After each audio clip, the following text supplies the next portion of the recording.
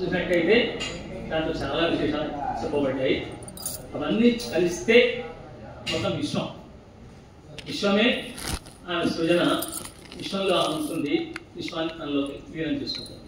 అలాంటి లలితాదేవి పారాయణ సందర్భంగా కానీ, పూజ సందర్భంగా కానీ, సువాసిని అర్చన వచ్చిన తర్వాత నృత్యం చేయకపోయినా సరే గౌరీ పూజ లలిత సహస్రనామ పారాయణ చేసి సువాసిని అర్చించండి అని చెప్పి అక్కడి నుంచి ఏర్పాటు చేస్తాం.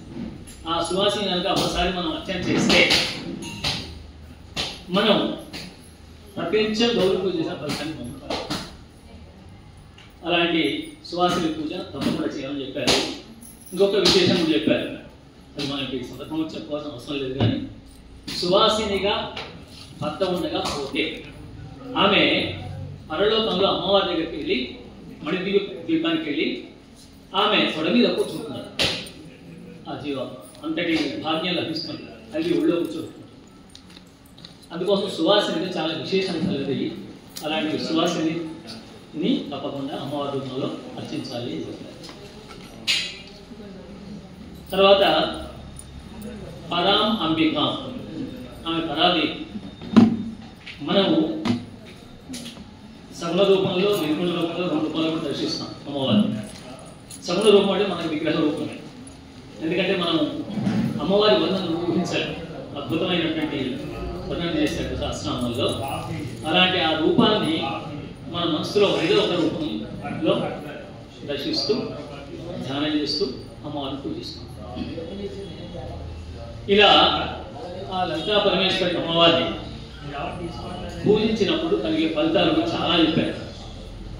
హయగ్రీవ రూపంలో ఉన్నటువంటి విష్ణుమూర్తి అగస్త్య మహర్షికి చెప్పాడు ఫలితాలన్నీ కూడా. ఆ ఫలితాలన్నీ మన విష్ణు సహస్రనామ ఫలశ్రుతిలో ఉంటాయి. ఆ ఫలశ్రుతిలో ఉన్నటువంటి ఫలితాలు కొంచెం చెప్పుకున్నాం.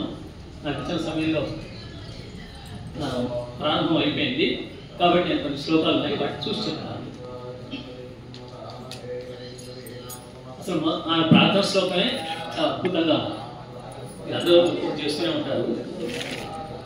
అరుణాం కరుణా తరంగితాక్షిం ధృతపాశాం కుశ పుష్పబాణ చాపాం అణిమాభిరావృతం మయూఖైః అహమిత్యేవ విభావయే భవాని.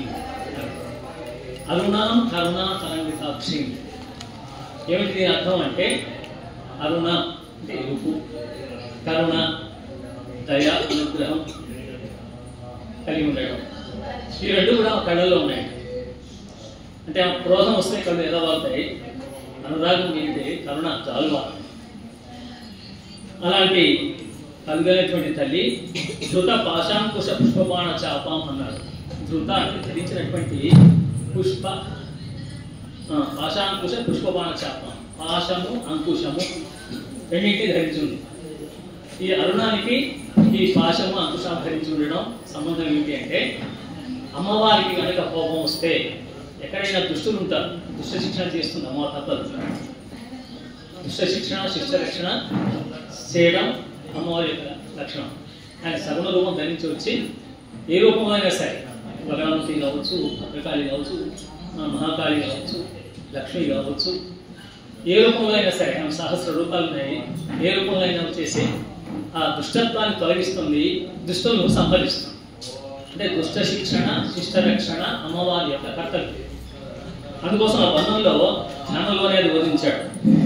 తర్వాత పుష్పబాణ చాపం అన్నాడు. ఇక్కడ పుష్పబాణ ధనుస్సు అంటే చాలా సుకుమారమైంది, అనురాగానికి చిహ్నమైంది, ప్రేమకు చిహ్నమైంది.